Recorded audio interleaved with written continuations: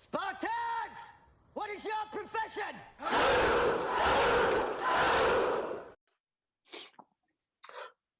Yes, people, another edition of Knightz and the Roundtable Discussions where we discuss all sports all the time. Got my guys, The Truth and Mr. KA with me. How we doing, people? Not too bad, man. Yeah, I'm good, people. I'm good. I'm good to be back. It's been a while.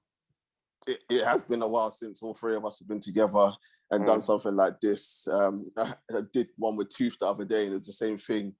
I was like, we come back from the abyss, bruv. Back from the sabbatical, and people, you're getting your helping of football chat with the three of us. As usual, before we start, make sure to like, share, comment, and subscribe to the channel.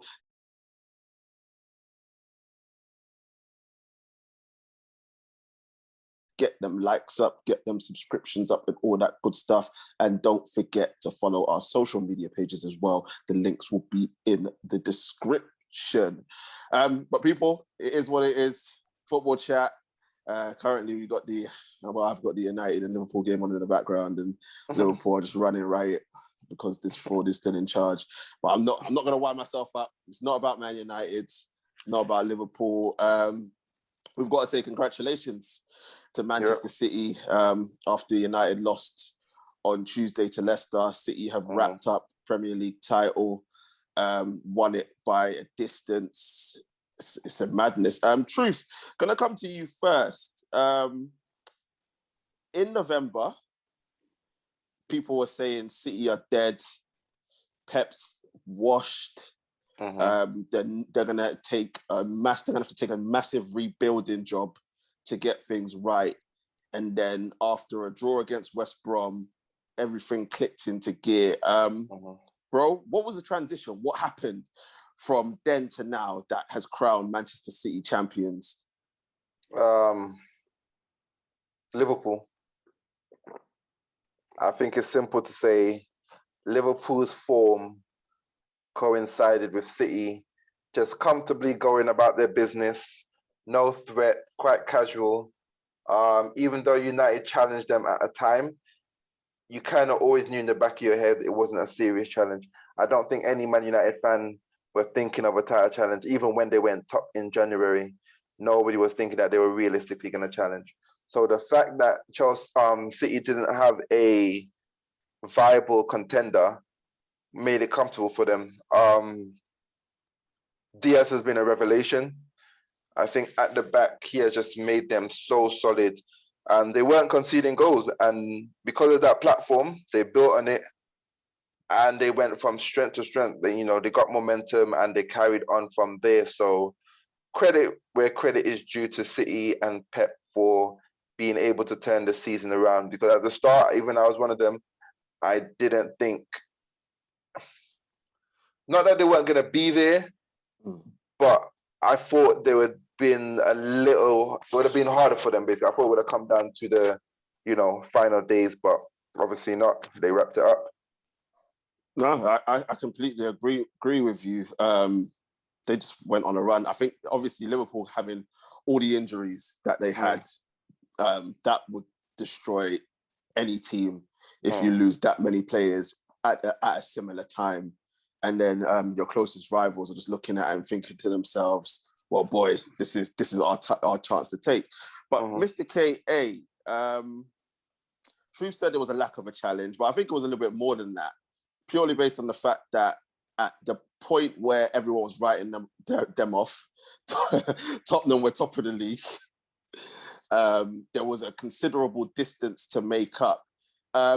Is it the fact that Pep went back to basics and basically said to the team, defend first, and then we'll sort out the playing football after? Was that the key factor in Man City going on to win this title? Absolutely. In my opinion, I think that change won them the title. Ruben Diaz, arguably the MVP of the season, the player of the year, because the way that he transformed that Man City team, because after they lost Company, they never had that defender that was their rock that they could rely upon. They transitioned into just scoring goals because they had a good defense, but they were missing that key piece, that Virgil van Dijk, that company to kind of like just be that rock to kind of command, just give them that confidence that if the ball gets past the midfield, we've got Diaz to sort it out. And also the addition of obviously Edison coming in. So once they shored up, because before when they had Joe Hart, like he was Mr. Unreliable. And the addition of Edison and Diaz over the last couple of years really solidified Man City, and they, as you said, went back to basics. And it's a saying from basketball, but defense wins championships. If you can keep out the other team, all you need is one goal to win the game. So no, I think their defense was a major part. In addition to all the stuff we said about all the other teams throwing it away, but I would say that's doing Man City a slight disjustice if you say that the other teams threw it away. No, I think that. Well, no, think about it. You got Tottenham that were top. They went. Chelsea were top, bad form. There was a lot of teams that were United top. were top, Southampton were bad top form. at one point. No, but that's what I'm saying. Like all of these teams, no one actually, when they went top, were consistent. I believe that if a team was consistent on top, maybe City would have panicked a little bit, struggled a bit, and wouldn't be able to rely on defense first. Personally, I don't think so. I think they were.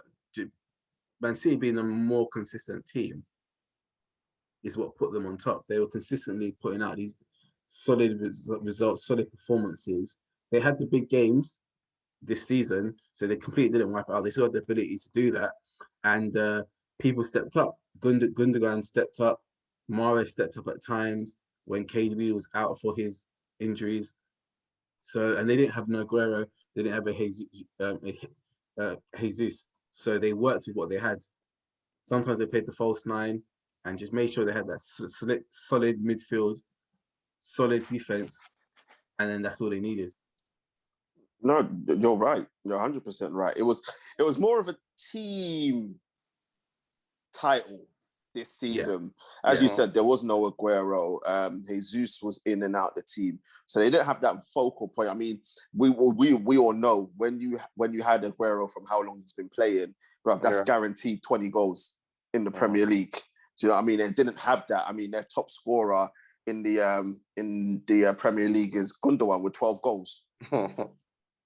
Gundogan with 12 goals. I think Mahrez has got. I think Sterling's next with 10.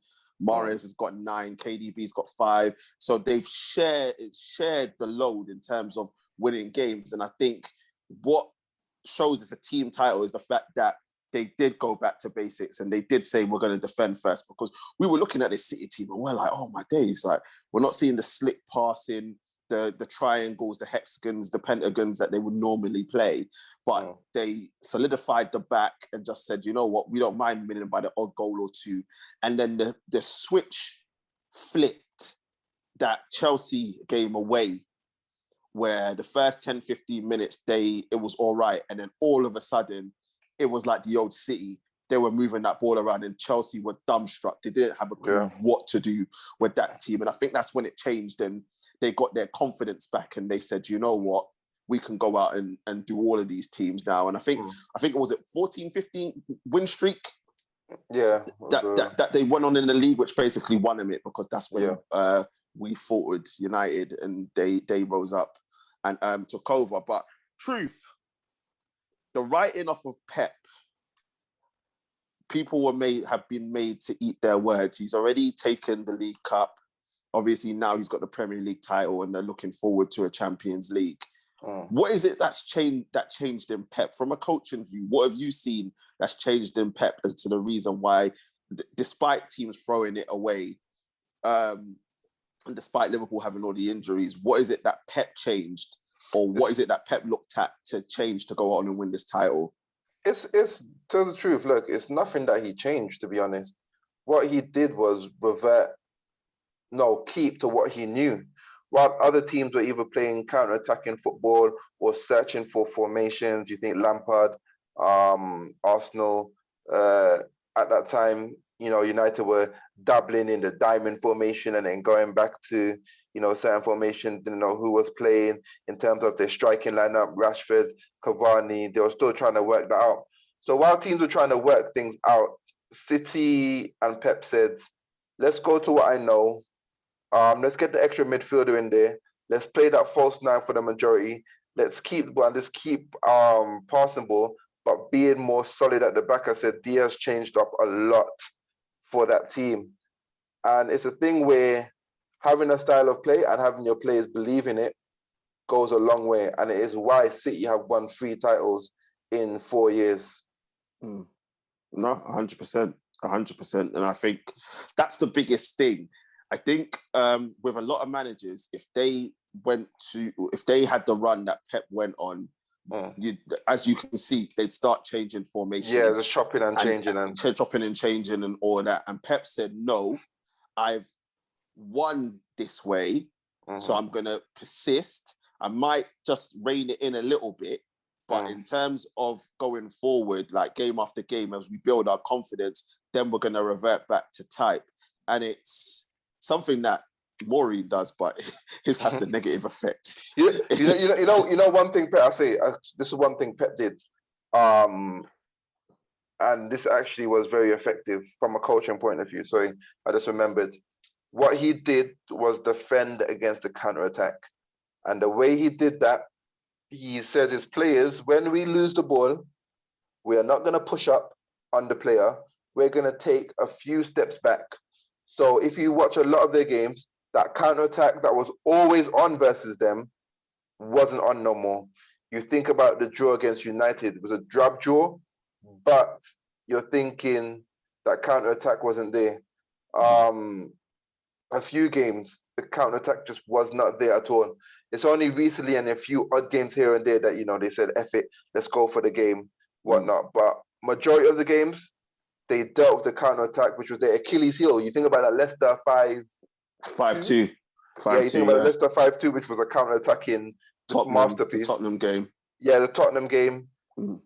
After that, they said, nope, going to finish that. No more counter-attacks. We're going to take, as soon as the other team gets the ball, we're going to take 5 yards back, that counter-attack never on, and then we'll deal with it from there. And that is what, for me, the biggest change that he did that won the title. And that's an excellent point. This has gone to 3-2. That's an excellent point there. And that's the one thing they did have to stop. They had to stop teams counter-attacking on them because it was open season. They were so exposed. Yeah. So exposed. And obviously we saw Leicester, Tottenham that did it, and they shored it up. And really and truly, they saw it out until obviously they played us again, and then we did it to them. But Ollie seems to have Pep's number for some reason. I don't know why, because honestly, it's awful. But Mr. KA, in terms of Pep, is this his biggest achievement? I know they got the Champions League for City, but in terms of right now, is this the biggest achievement in his managerial career so far? Because of the fact that they started so slow, people were writing him off. Is this his biggest achievement to date in terms of winning this league title in a COVID year? When you put it in that perspective, I would have to say yes. But initially, I wouldn't have thought of it as that big of an achievement, to be honest. In my opinion, I wasn't thinking that this is a great title that he's won. He switched up. I don't know. I just thought it was another title, that they were just the best team. As I said earlier, the most consistent team. They had the defense. But when you put it into that, you kind of paint the picture and you kind of explain all the things that have happened this year. No fans, the having to go through all the protocols and doing so well in all the other cups. I think probably it could be arguably be his best season, and he can move on, and Man City will probably put up a statue of him. So I would probably, especially if you win the Champions League. Yeah, because if they win Champions League, he's definitely getting a statue. Yeah, they've been wanting that for centuries, ever since they came with some money. But yeah, I'm the opposite. For what the because remember, so a while back I said if Pep was to win this title, it would be his greatest achievement.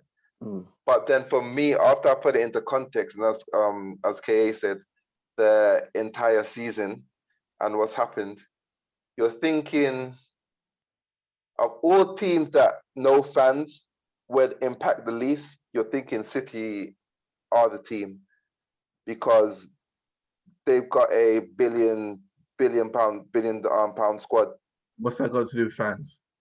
Because it's the smaller teams that need the fans a little bit more.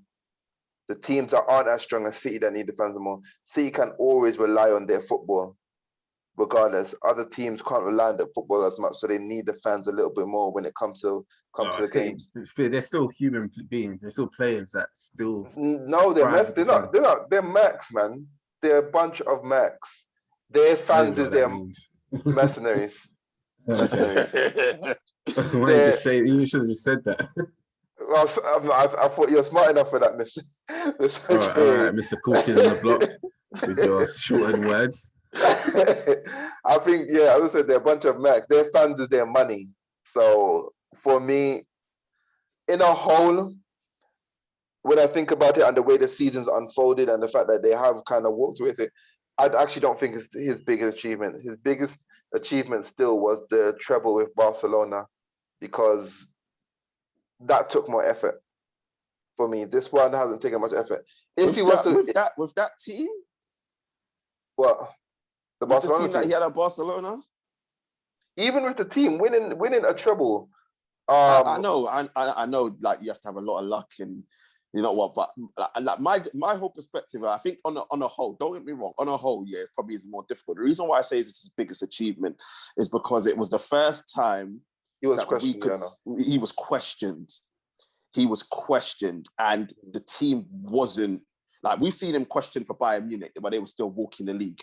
Do you know what I mean? We've seen him questioned for Barcelona, but they were still second. At this point, we were in November, December, and they still weren't where they were supposed to be. I think they were outside the top four, if I remember correctly. So I think having all of that coinciding with a COVID year, your top goal scorer and your talisman out, right? And then people still questioning why you haven't replaced Vincent Kompany. And I think De Bruyne got injured in December as well. Like, when you put all of that together and think about it, you're just like, well, damn.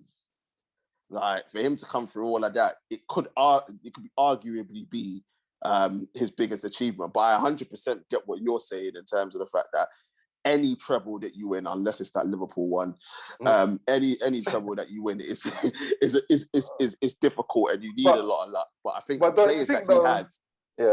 players that he had compared to the players that he's, and don't get me wrong, they're not mugs at Man City. But when you're talking about having Messi, who was that one that year? Messi, Pedro, and David Villa. Was it that one? The treble season was Henry, Eto'o, Messi, Xavi, Iniesta, Puyol, Biscuits.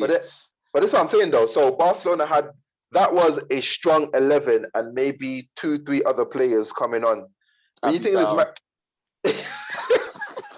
hey, the legend that was Abidal. But when you think about these players here, you think that was a good 11, 13. So they had to go through an entire season with that team. Man City, we forgot about players like Gundogan. We forget about players like Bernardo Silva. These guys have £50 million pound sitting on the bench, chilling. You know, you're forgetting like players like Fernandinho, Rodri. They could just come in and they do a big job because they're £50 million pound players. Everyone forgets about Ferran Torres. They forgot they bought Aki for 40 million.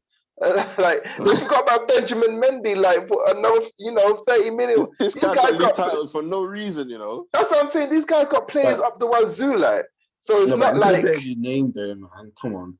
What? Torres from Valencia, Akin come from Bournemouth, bro. Like, he wasn't that. He's not that great of a defender, bro. I'm not saying they don't need to be great. What? Staying on the bench. They're bench players that they could just come in and they'll do a very good job. Like, I would love it. Aki would probably start in Arsenal side. Yeah, he would. He would probably start. He would probably start in the majority of Premier League side. But in that City side, he just needs to come in and do a job. They're looking at Laporte, Stones, Diaz. Cancelo. Cancelo he was going to get sold. Cancelo was going to get sold. He was going to get sold. That's what I'm saying. Like, so, yes, for me, Man City winning is never a sporting achievement. Man City winning is a financial achievement for me. It's never good. I don't care who City fans at me, what people fans at me. Look, Man City winning titles is a financial achievement, nothing more. Look at this. Somebody come look at this. Look at this.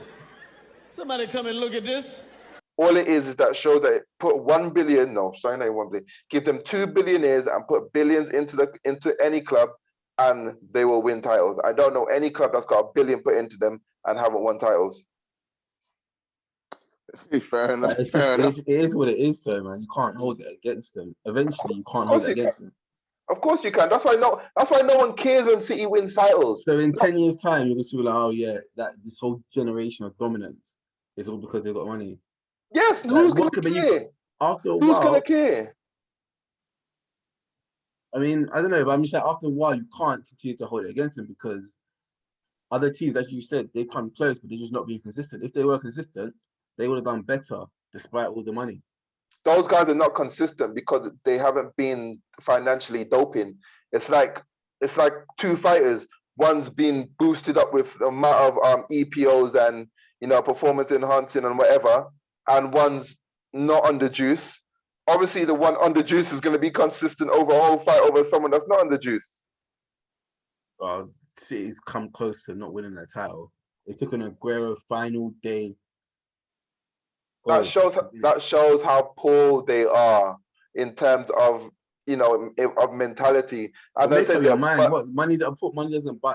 Money was they're supposed to buy them a bunch everything, of Macs, but they've won it. They've done it. Obviously, it doesn't get you it straight away, but eventually it does. Look at PSG. Eventually it does. You just need to pump money in. That's what they're proving. And I'm not talking about money earned. I'm talking about financial doping. For me, it is never going to be a sporting achievement when a team like Man City, PSG win titles because it doesn't mean anything. People want City. Don't listen to this guy because if Arsenal get bought out by Daniel Ek and we win titles, when he'll be there spinning his shirt like a Aguero over his head, celebrating the titles. Like, don't no, of course I would now because everything's already destroyed because there's no more competition because it's a money league. Everything now. Look at the two teams on top right now. Look at those 4 teams in the Champions League final: PSG, Man City, Chelsea. All of them have spent billions over the last, not millions, billions over the last 10 years. Whether it's on the youth structure or players, it's a financial achievement. I can't even put Madrid in there because yes, Madrid were originally what they were, a team supported by the government, and they used that model to be the best team in the world. That's their model. PSG, City, Chelsea were kind of rewarded for bad financial decisions or whatever, got bought out, done financial doping. All of their achievements for me have to have a little asterisk by the side, bought by money. And so Man City win the title. They've won the title. You have to say congratulations, even though the truth says financial doping and they don't deserve it. No one cares. But I never said they don't deserve it. Come on, I never said they don't deserve it. That's exactly what it sounded like. That's exactly what it sounded like. I'm saying it doesn't mean anything. It doesn't mean anything, especially to someone like me. It doesn't mean anything. Fair enough. But congratulations to all the Man City fans out there. And well done. Enjoy your blood title.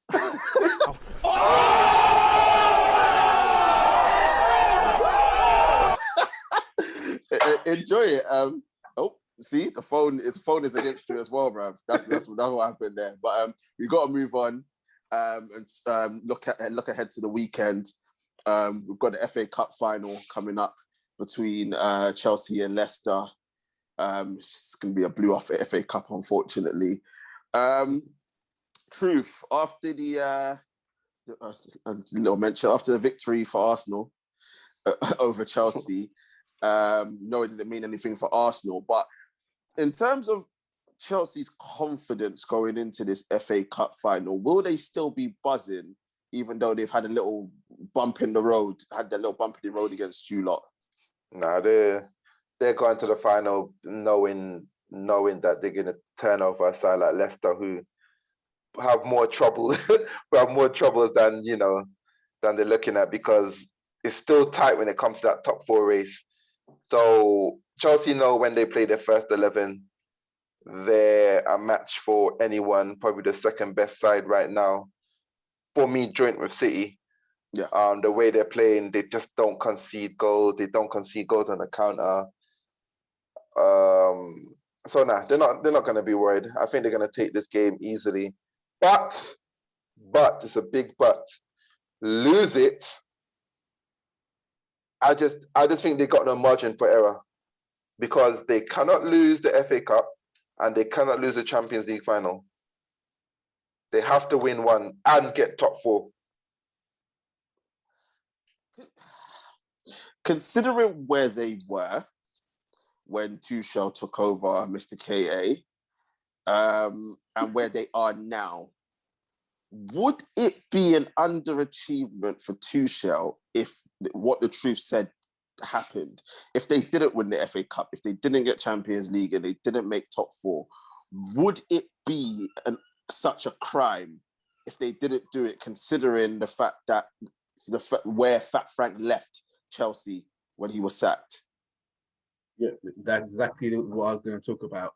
Tuchel, he's been in the Chelsea managerial seat for what, 2 months now, I think? No. 4, I think. 4. Well, 4. Yeah. Still, he hasn't been there for long. So I don't think it will be criminal if he wasn't able to get the Champions League, FA Cup, because he can argue and top 4. Come on, you ask for too much, Truth, because he inherited a fat. I say Fat Frank, that's TJ. He inherited a Frank Lampard team, which was not his. He hasn't had any chance to put any kind of stamp in terms of his own player. Okay, he's transformed the team into making them a solid unit, like City. Now Chelsea are one of the top defensive teams in the league right now, and he's come out and he's gotten a lot of great players that we didn't expect to, because the way that Mason Mount, he's playing well under Frank, but he seems to have taken another step up and he's proved a lot of people wrong.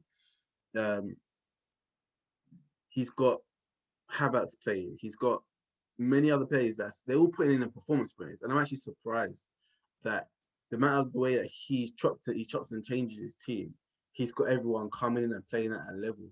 So I think he's done a great job with the 4 months that he's had, and he's not been able to bring in his own players.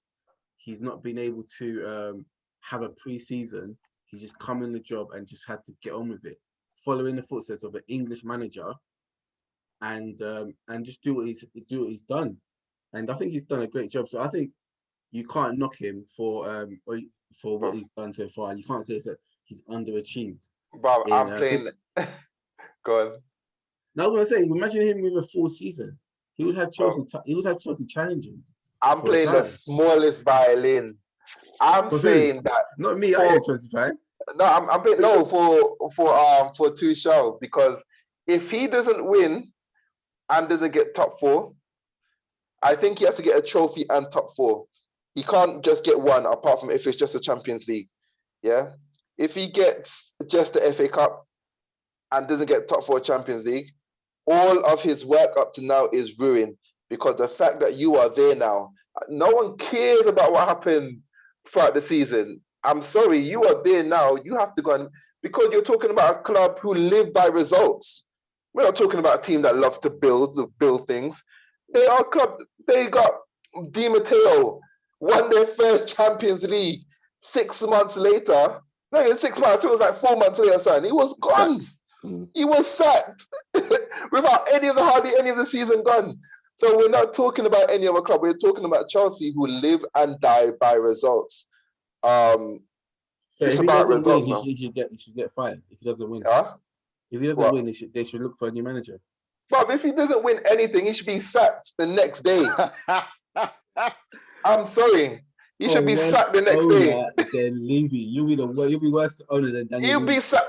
Wait, so you're telling me you're in the Champions League final, you're in the FA Cup final, and you're in the top 4 as of right now, and you're telling me if you don't get any of that, that he deserves to stay in a job?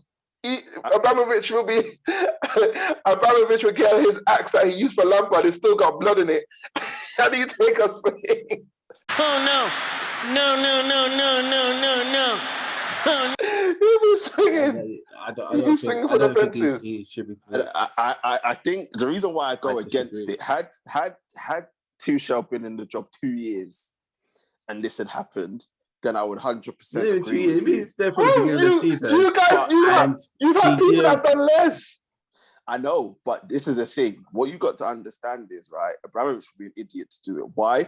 There's a couple of reasons. The transformation that he's had with Chelsea as of right now, from where Frank had it, is massive.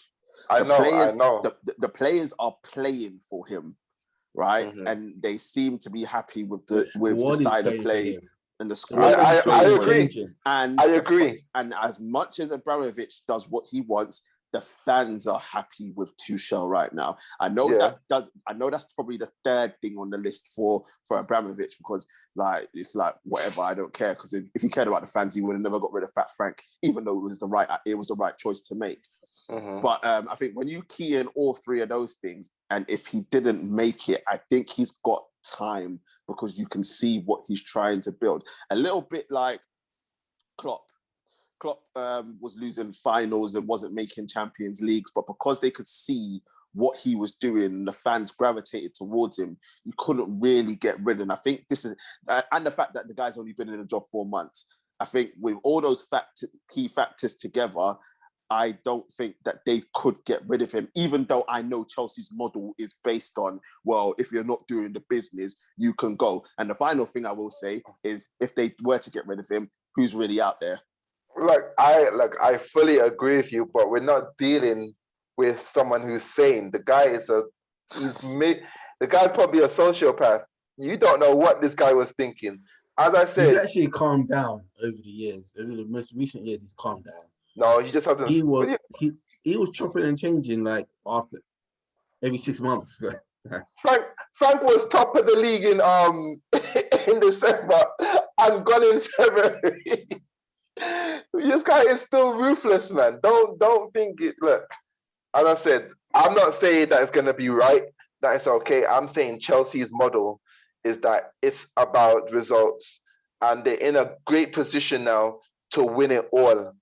If you're telling me that you're in a position to win it all and you get zero, boy, I don't know how the players raise themselves up after that disappointment for next season. And I don't know how a team like Chelsea can go without you playing the Europa League next season. No, but look at the team that Di Matteo had. So much better than the Chelsea team now. So you can't say that Di Matteo, he overachieved. Better? No, that Chelsea team was dead. What do you mean? It had Drogba, it had Mata, it had old players. Those players were seasoned players. Seasoned. Didier Drogba. What do you mean old players? I swear Drogba left after that season. Mata left as well after that season. No. 2012. That was 11-12.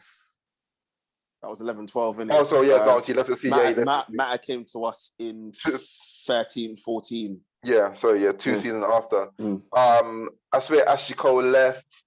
So they've won. Like I said, they won the title, right? So they moved. Yeah, but the team wasn't. I wouldn't say the team's better than now.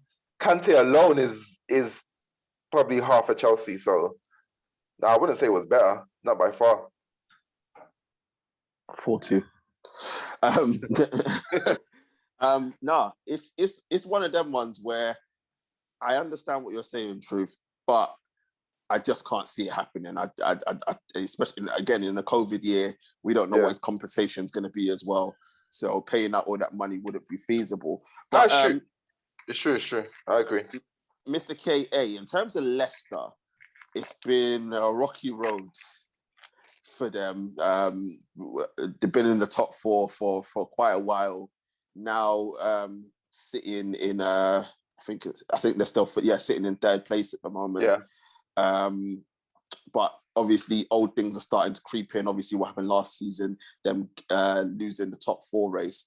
But how much of an achievement would it be if Brendan Rodgers, considering all the money that the big teams have spent, comes to the FA Cup final and does over a Chelsea side, like how much of an achievement would it be for him personally?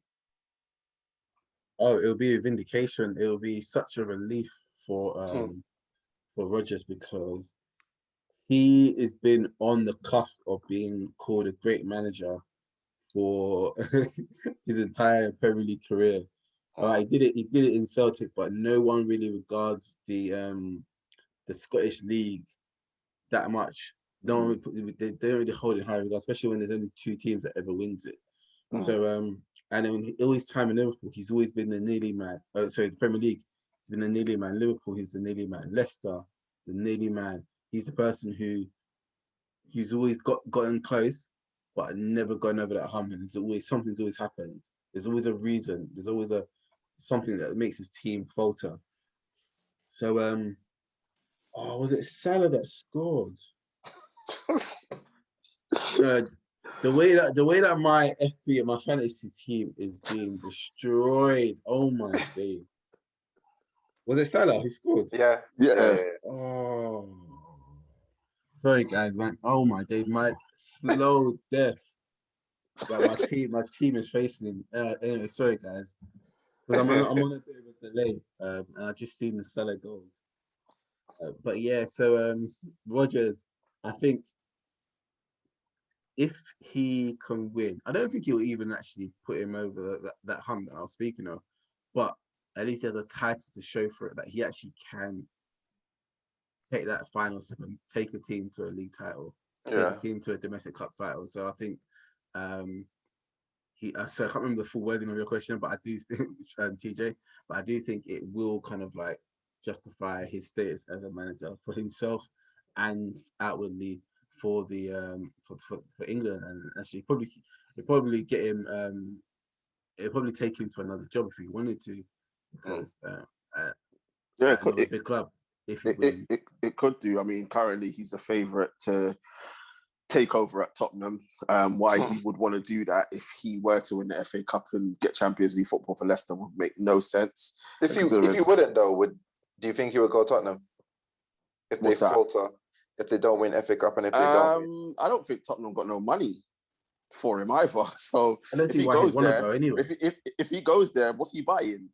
And considering Leicester's owners do have money, like what's he buying if he goes to Tottenham? It's true. That's why he said he doesn't want to go. He said as much. He said the project there is good, but I just feel, I think he's another manager that can't really afford to fail. I'm trying to think what's more important, the FA Cup or top 4.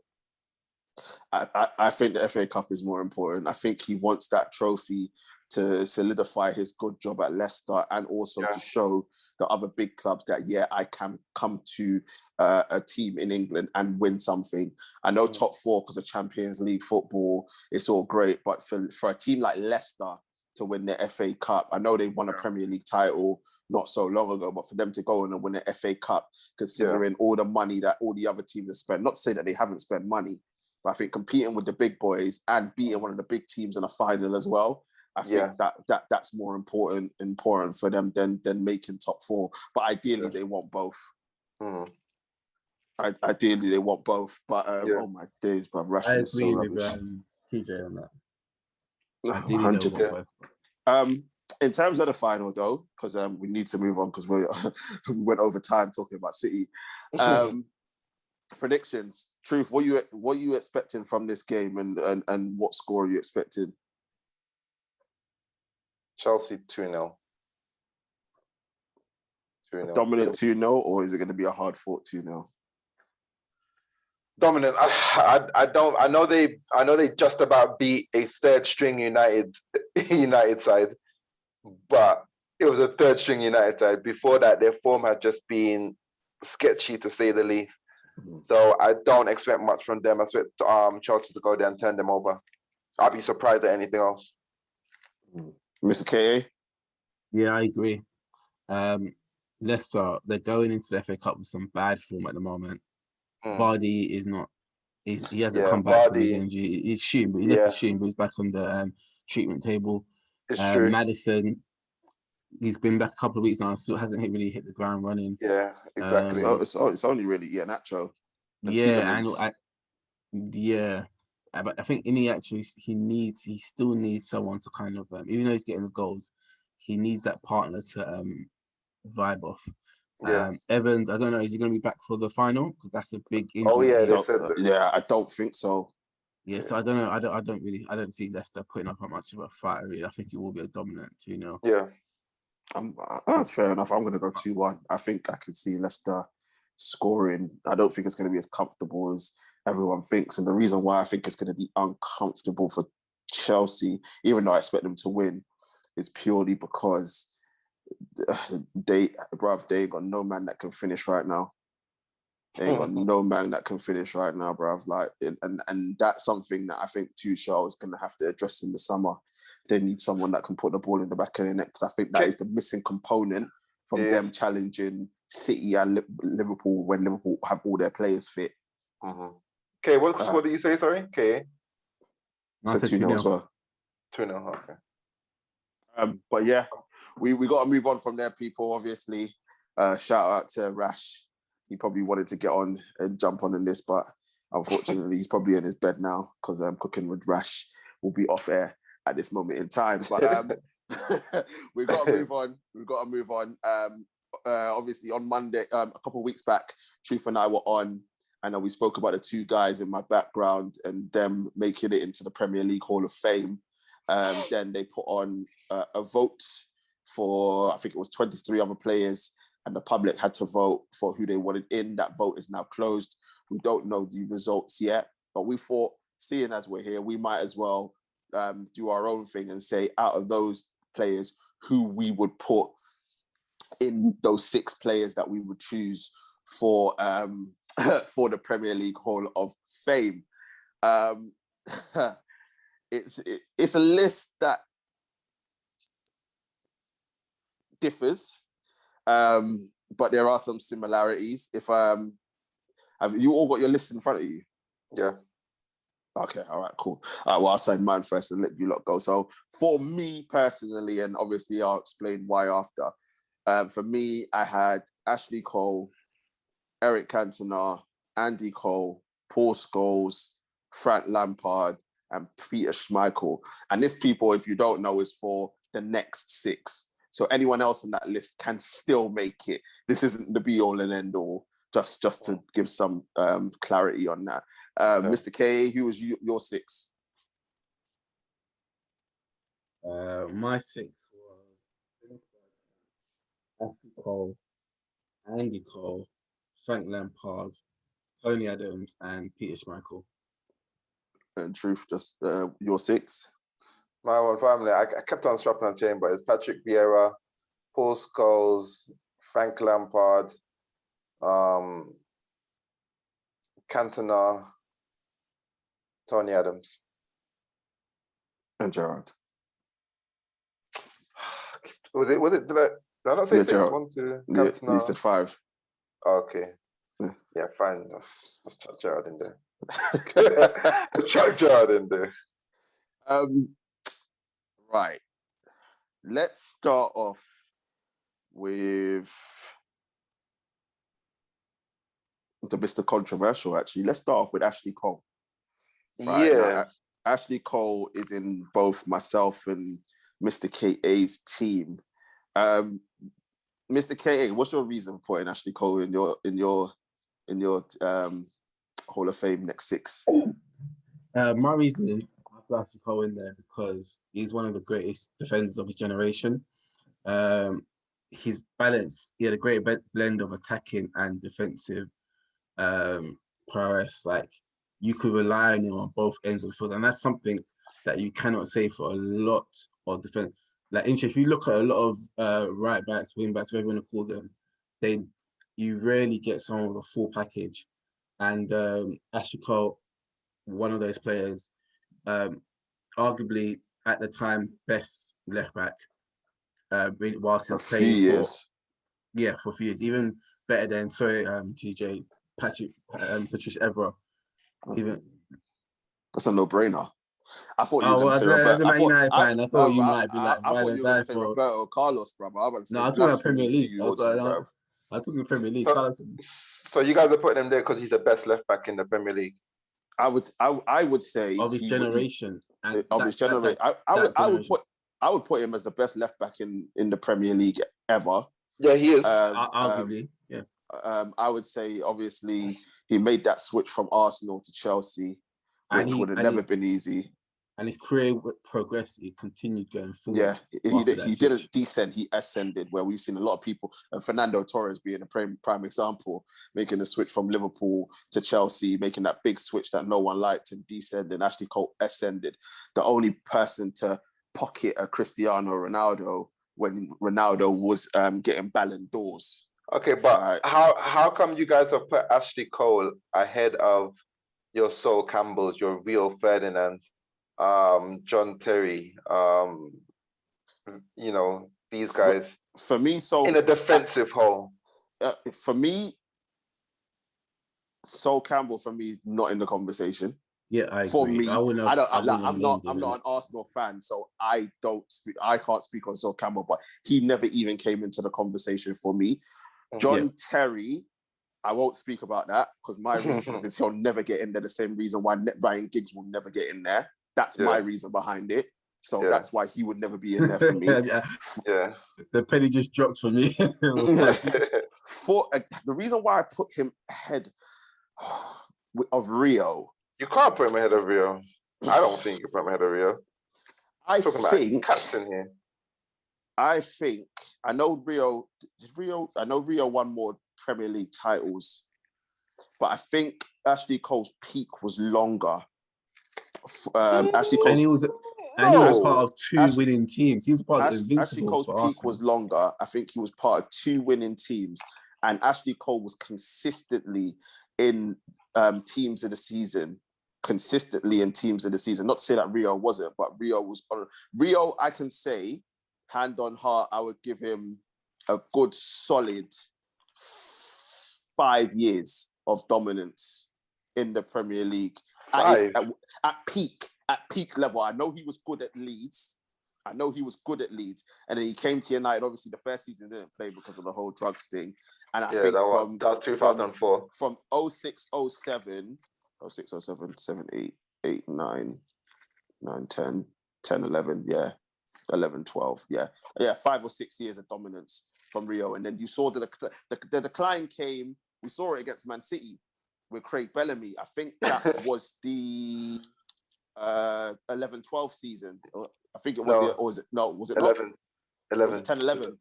Yeah, 10-11 season. Then you saw the decline. You saw the decline was going from there. Well, I think with Cashley, from when he was at Arsenal all the way until the Champions League final win, can you really say there was a time where he actually was on a decline? Not really.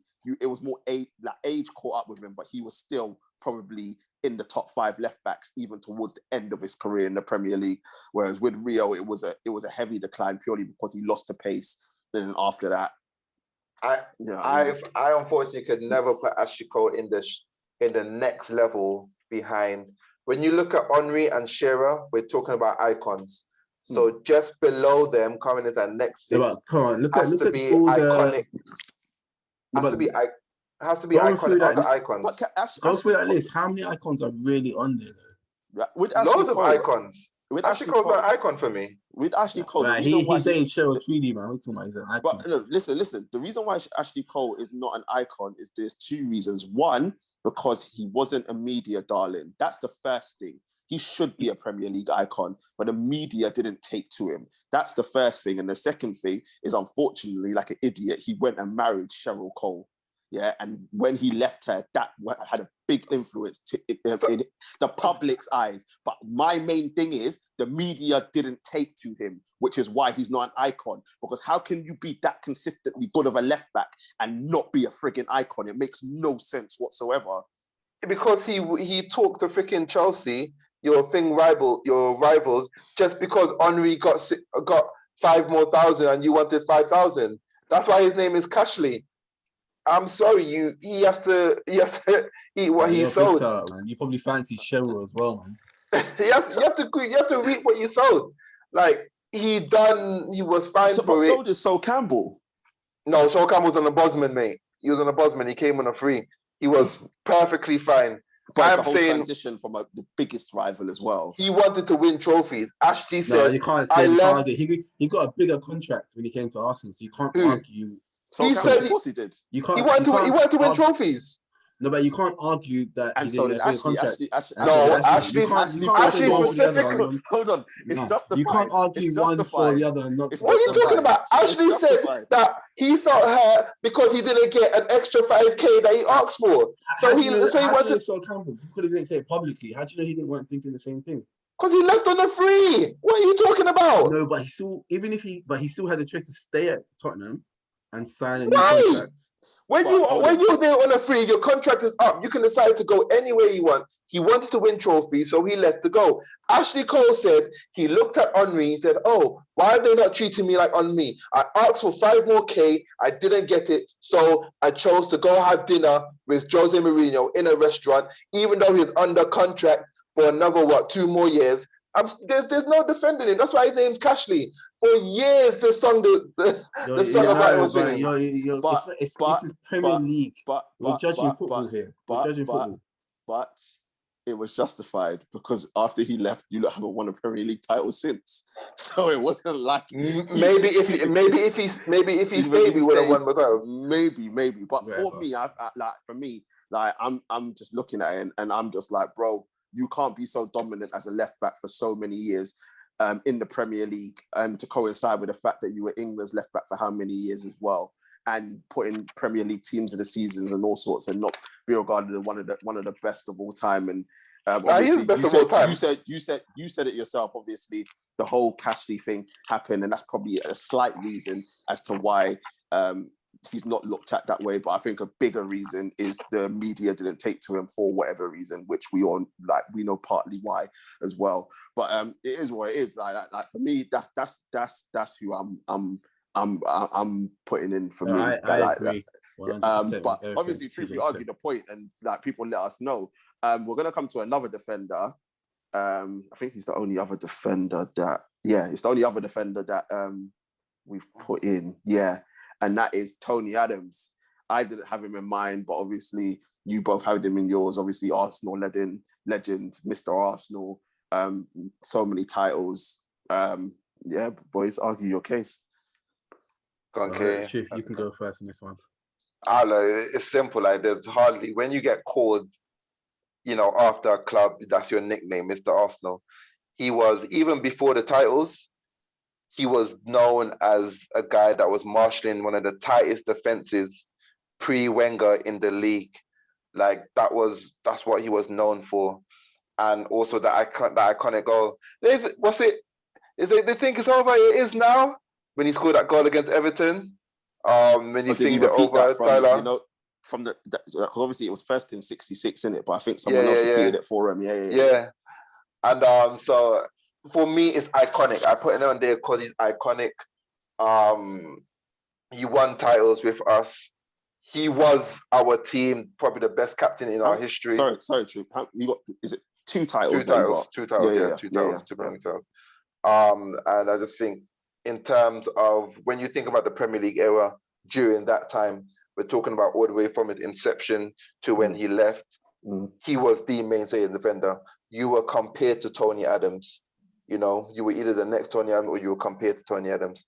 So definitely, yes, we're going there. Even though he's an idiot now, but yeah.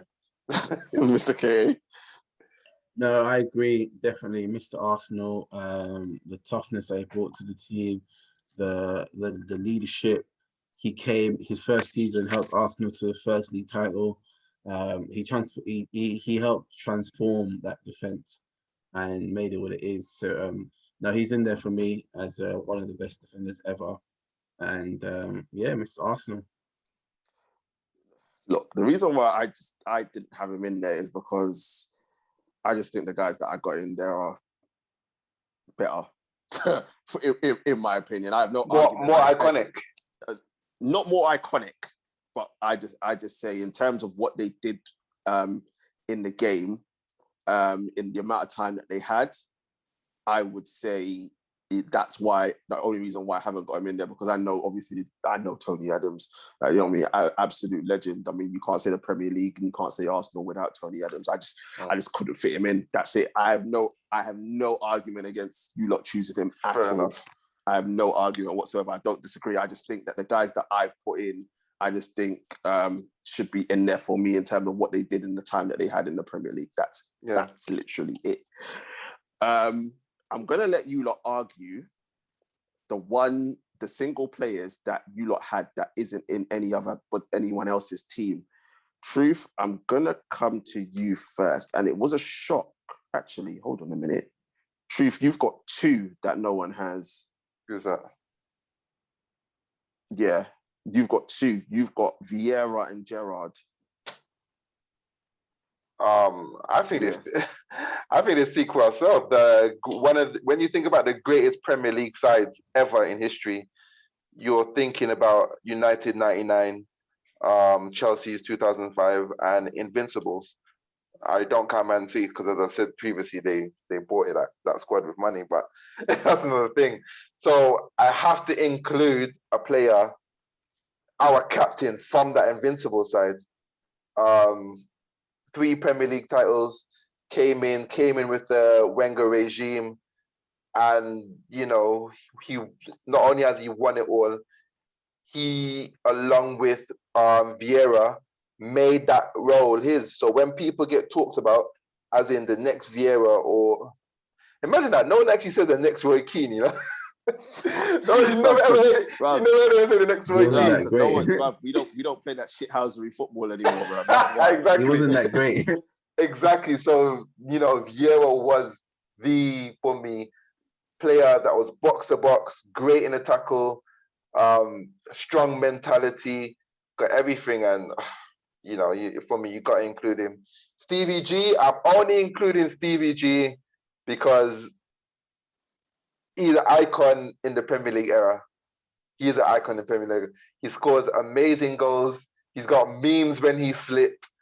When you think about Premier League and the players that come to mind, for me, Stevie G is one of the top 3 players that come into your head straight away. For me. Yeah, for you. For a lot of people. I can agree with that. The reason why Stevie G isn't in mine is that purely because that everyone else that I've got in my one has one Premier League title. I agree. I agree. Like, Stevie G is the only person on my list where it's a one way. It's more for me. I love Gerrard as a player. Oh yeah, I love his passion and everything. Out of all 3, obviously, you know how England argues Scholes, Gerrard, or Lampard. I love watching Gerrard the most out of those 3, and I've got Paul Scholes in my list, but I love watching Gerrard the most out of those 3 guys. So I completely understand. I think he's, for me, signifies, no matter how bad English football is, when you think about English football, you think about Gerrard's passion. Like, for me, there's no player that's got more passion than Gerrard on that pitch. And he gave his all for Liverpool, man. This guy. Yeah, he did. That slip every night, I know his wife is giving him pills to go to sleep because he must be having nightmares. He was having nightmares. So that's the reason it's the lack of titles though that just has to it kind of brings him short of that iconic legendary defense stage. And that's what puts Lampard over him for me. I had that debate the whole career, but I agree. My Gerrard one is more personal for me. I love him as a player, so I just have to include him in there. Mr. K.A., you have got Dennis Bergkamp. Please argue your case. The Iceman himself. This guy not only transformed the Premier League, not only transformed Arsenal, he transformed the Premier League. He brought the Dutch style of football to the Premier League. He changed the game. He's got arguably one of the greatest goals ever in the Premier League. Not even Arsenal fans talk about that goal. The whole Premier League talk about that goal that he scored against Newcastle. If for some reason you don't know what goal I'm talking about, all fans talk about it. And it wasn't just that. He wasn't a great goal scorer. He was a great passer as well. He actually has more assists in his Arsenal career than he has goals. But people don't talk about his passing game. He had a great connection, and he was such a great influence on that Arsenal team. which the Arsenal team, which then transformed the way that the Premier League then played. So he had a wider impact, and he was a big part of. Obviously, it wasn't Arsene Wenger's signing, but he wasn't at the club too long for Arsene Wenger came, and Arsene Wenger identified the talent that he had and helped mold the team around him in terms of like the attacking sense. And without Bergkamp being there, you could argue Henry wouldn't have been as good as he ever became. Yeah. So I think the influence he had on his team, the relationship, the connection that he had with other players like Lundberg, you can go through the whole team. He was just an amazing player, man. And like as the truth said, he was so easy. When you talk about Gerrard, he was so easy and such a pleasure to watch as a player, Bergkamp. And he was dedicated to Arsenal, dedicated to football. The way that he used to, obviously he's outside the Premiership, but the way he used to travel by car to just to get to games in midweek. Man said no flying business, bro. I know, right? But he was dedicated, man. He was dedicated to the sport, the ice, man. I love Bergkamp, man. I think I've said it all. I tried to say it in concise, shortest time period, but listen, you summed it up well. Again, I can't argue again. Like Dennis Bergkamp for me, right? It was one of them ones. I didn't appreciate him at the time. Yeah. When he was playing for you lot. It's only until he retired and I looked at what a player he was that I appreciate. At the end of the day, I'm a Man United fan, so I didn't care what it was. Like it's Dennis Bergkamp. I was just like, meh. And I'm just like, really, when you got like, but you get blinded by because you had Henry, because you had Vieira. So you like, as if you're not an Arsenal fan, you forget about what Bergkamp did and the influence that he had on the Arsenal side and how long he went on for as well. Let's not forget how long his career was for Arsenal as well. So for me, I can't argue against Bergkamp, but for me, he just didn't get in my truth. I just want to hear about your list, to be honest, like Bergkamp, like me. I fully agree because I want to hear your Andy Cole. Listen, I'm tired of these people, bro. Listen, you see Andy Cole's on my list as well. So people need to respect Andrew Cole, bro, because he doesn't get spoken about, right? For terrible reasons. This man has five Premier League titles, which even the truth was shocked about when we spoke about. I was shocked as well. I didn't realize he had 5. In the Premier League goal scoring, he's third only to Wayne Rooney and Alan Shearer. 187 goals that he's got over his career. He is still, I don't care if back when he did it, I don't care if back when he did it, the Premier League was more games. I don't give a shit. He's still the top goal scorer in one season with 34 goals. That record still stands because it's part of the Premier League. Doesn't matter if it's been reduced now, right? Won us the league title in 98-99 when we were on our way towards the treble. That was the first of 3, right? Obviously it's not related to the Premier League, but obviously everyone knows what happened in that semi-final against my beloved Juventus. Yeah, him and Yorkie and what they did as well. And obviously when he started for Newcastle, right, he was sought after. Obviously we wanted Shearer, but we got him. And the link up that he had with Dwight York, one of the most fearsome twosomes, right, in Premier League history. You guys will know because obviously we were direct rivals back then, right? And just as much as I hated seeing Henry and Bergkamp together, you lot must have hated seeing York and Cole. Yeah. Apparently they were a deadly duo off the field as well. It's rumors were true. This guy. But and obviously after he left United in 2001, obviously he went on to play for Blackburn, Man City, and the rest of it. But the reason why I have Cole the goal in there is that he doesn't get recognised. He's an unsung hero, and it's not his fault that remember, we had 4 strikers, 3 elite strikers and 1 super sub, right? This guy, in York, Solskjaer was elite. Right, in York, Cole, Sheringham and Solskjaer, yeah? Plus, Paul Scholes was transitioning into the number 10 as well. And obviously, you had Beckham, Giggs, Scholes, all the rest of it. But without Andy Cole, right, and all the goals that he scored for us, we wouldn't have won certain of them titles. And for him to do what he did over the time, I know his goals to conversion rate isn't the best, but put respect on his name, man. Man's top 3 in Premier League goal scorers of all time. I'm sure I think his goal score is better than Rooney's. Goals to conversion is better than Rooney's, but obviously no one's catching Shearer. Respect the man that has called Andy Cole. And just a final thing as well, he never got a chance to say it on Monday Night Football, but even a certain Mr. Thierry Henry, Andy Cole, and all he said is, stop it. That's all he said, yeah? They didn't give him time to say what he wanted to say. He said he would have loved to have played with Andy Cole, and that's the king right there that said that best Premier League player of all time. Respect my guy, Andy Cole, bro. Nah, of course. Bro, he's on my list as well, man.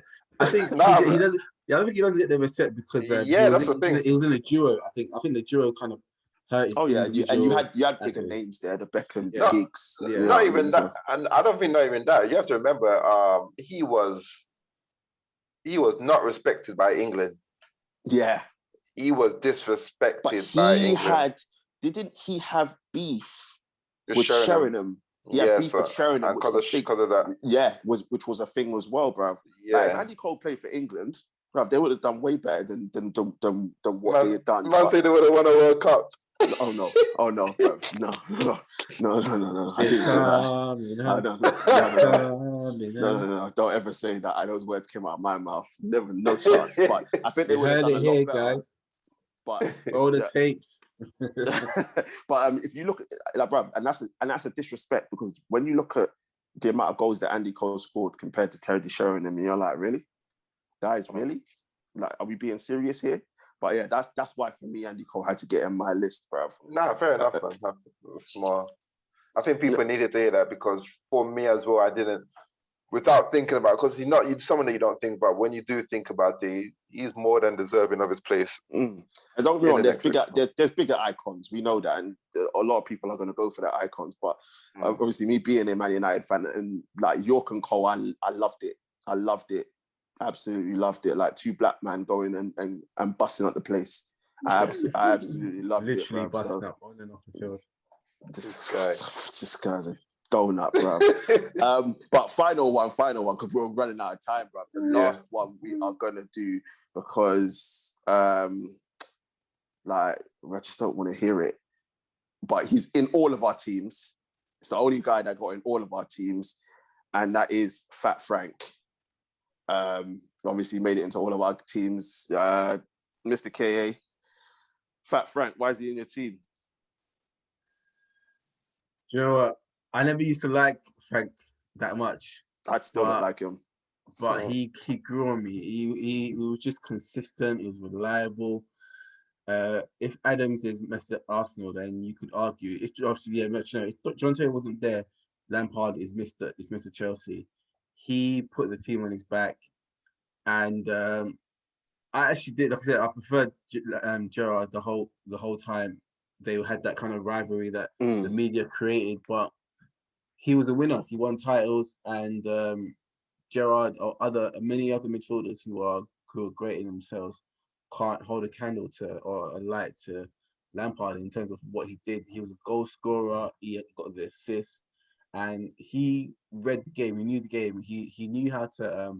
He had a different style of play to like the Vieiras or the Gerrards, but the way he played, he knew how to influence the game. He knew how to control the game and pop up with that goal that your team needed. And he was just always there on the edge of the box, penalty spot, just to sweep the ball into the net. Now he was a good player. He won me over. Listen. At the end of the day, that's the one thing that I will say. He was always there on the edge of the box to kick the ball into another player and for it to go into the back of the net. Like, it's like, I mean, like when you make a career of deflecting goals, bro, you know what I mean? Like, you know what I mean? I mean, half of them, I don't even think they were doing the on-target thing back then, but he was just hitting players like pinball and it was going in and getting goals. I think probably about 100 of them goals, bruv, they probably were deflecting goals. The truth, why is he in your team? Like, I've always said with Fat Frank is that this guy, physical-wise, was not talented. Nah. No skills, average passer. I know. Basic. I know. I got a few Chelsea fans who say, "Oh, he was a great passer." Come on, You don't call Lampard a great passer. He was good at best. He was good at best. But what he could do, he could read a game.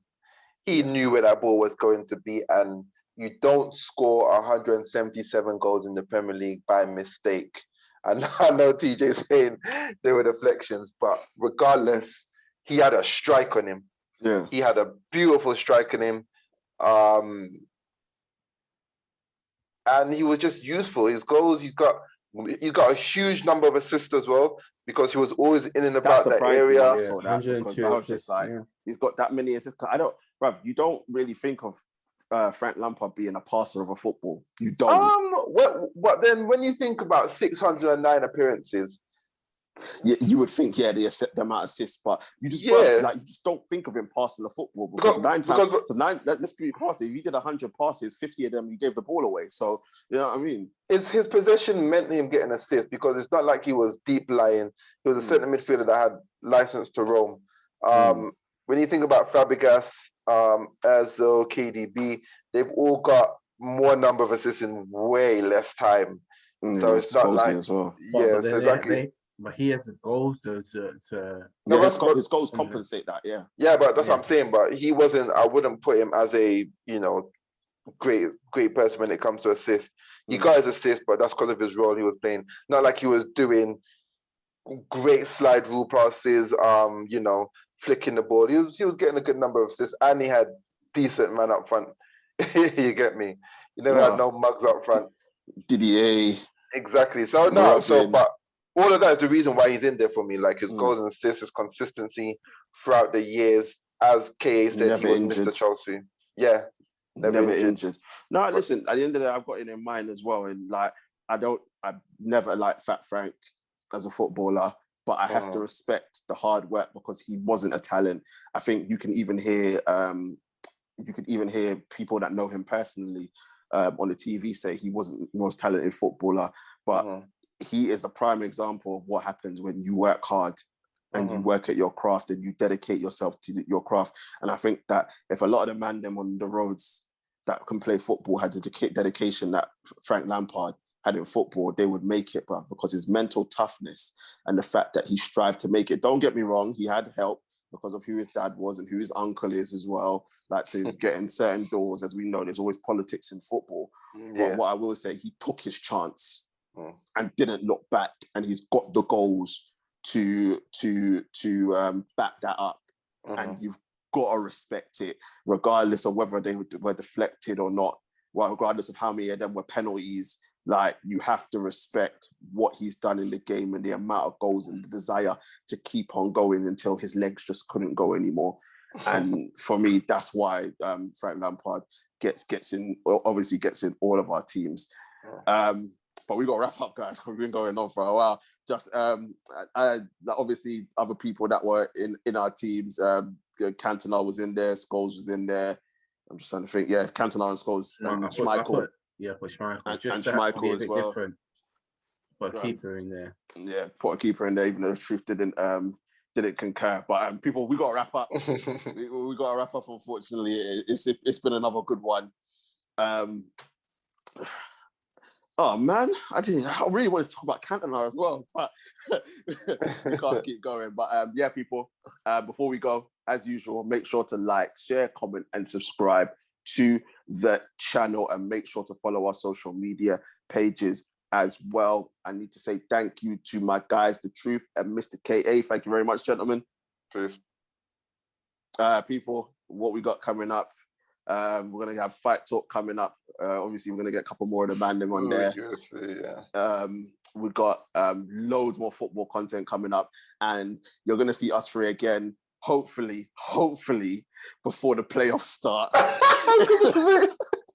I was going to say, I was my man forgot about NBA. No, hopefully you're going to see us before the playoffs start. I know the play-in starts next week, so hopefully you'll see us before the playoffs. You're going to see us before the playoffs starts, people. Get that NBA talk going on.